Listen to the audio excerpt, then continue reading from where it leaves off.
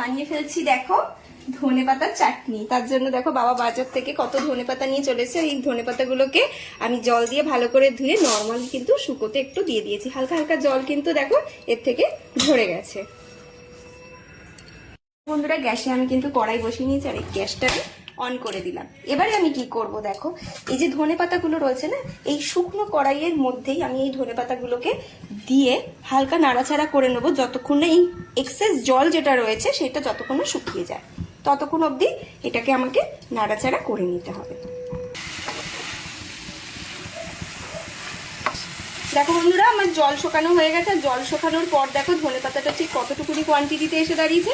এবার আমি গ্যাসের ফ্লেমটাকে অফ করে দিচ্ছি, দিয়ে এটা আমি ঠান্ডা করতে দেবো কিছুক্ষণের জন্য। ওদিকে বন্ধুরা ধনেপাতাটা ঠান্ডা হতে হতে আমি এখানে কিছুটা তেঁতুল নিয়ে নিয়েছি। এই তেঁতুলের আমি কাঠ বার করে নেব, তার জন্য তেঁতুল নিয়ে নিয়েছি আর দিয়ে দিচ্ছি তাতে খানিকটা জল। বন্ধুরা আমার দেখো তেঁতুলের পাল বার করা হয়ে গেছে, এই দেখো কত সুন্দর ঘন হয়েছে। এবার আমি দানাগুলোকে হাত দিয়ে ভালো করে ছিপে তুলে দিচ্ছি। দেখো আমাদের এখানে কিন্তু তেঁতুলের পালটা বার করা হয়ে গেছে। এর মধ্যে আমি এখানে কিছু উপকরণ মেশাবো। প্রথমে দিয়ে দিচ্ছি হলুদের গুঁড়ো, অল্প দিচ্ছি লাল লঙ্কার গুঁড়ো, দিয়ে দিচ্ছি জিরের গুঁড়ো, দিয়ে দিচ্ছি ধনের গুঁড়ো, দিয়ে দিচ্ছি কাশ্মীরি লাল লঙ্কার গুঁড়ো, দিয়ে দিচ্ছি স্বাদ মতো নুন, দিয়ে দিচ্ছি সামান্য মিষ্টি। এবারে আমি সমস্ত উপকরণগুলোকে ভালো করে এই তেঁতুলের পালের সাথে মিশিয়ে নিচ্ছি। ধনেপাতাগুলো বন্ধুরা ঠান্ডা হয়ে গেছে, এবার আমি এগুলোকে বেটে নেব। কড়াই দেখো আমি এদিকে বসিয়ে নিয়েছি আর একবার, কড়াইটা আমার গরমও হয়ে গেছে। এবার আমি এতে দিয়ে দিচ্ছি খানিকটা সর্ষের তেল।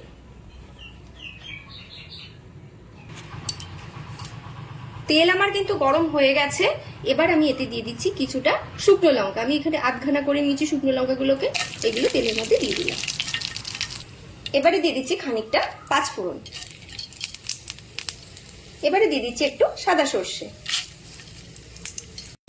এবার আমি ভালো করে নাড়াচাড়া করবো যাতে এর থেকে একটা সুন্দর গন্ধ বেরোয়।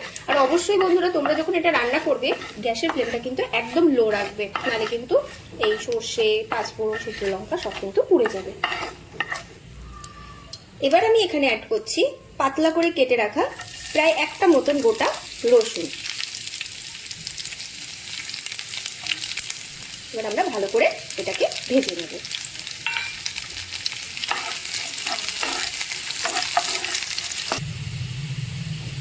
এগুলো কিন্তু আমার প্রায় ভাজা আমার হয়েই গেছে, হালকাই আমি ভেজেছি আর এটা দিয়ে কিন্তু খুব সুন্দর একটা গন্ধ বেরিয়েছে। এই টাইমেই আমি এখানে অ্যাড করব তেঁতুলের পালটা। এবার এটাকে আমি খানিকটা নাড়াচাড়া করে নিচ্ছি, চাপা দিয়ে আমি খানিকক্ষণের জন্য এটা হতে দেবো।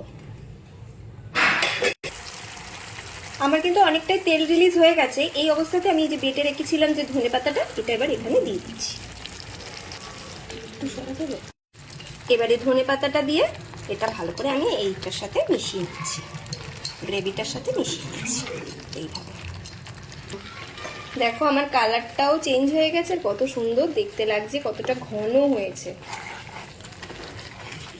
দেখো আমার ধনেপাতা চাটনিটা কিন্তু পুরোটা রেডি হয়ে গেছে, কত সুন্দর চাটনিটা হয়েছে, পুরোপুরি কালার চেঞ্জ হয়ে গেছে আর এর থেকে তেলও ছেড়ে দিয়েছে। আর এটা তোমরা ভাত রুটি পরোটা যা কিছুর সাথেই তোমরা খাবে, এটা কিন্তু খুব টেস্টি লাগে। আর অবশ্যই আমাকে কমেন্টে জানাবে আজকের রেসিপিটা তোমাদের কিরকম লেগেছে। আজকে আমি এখানেই শেষ করছি, টাটা।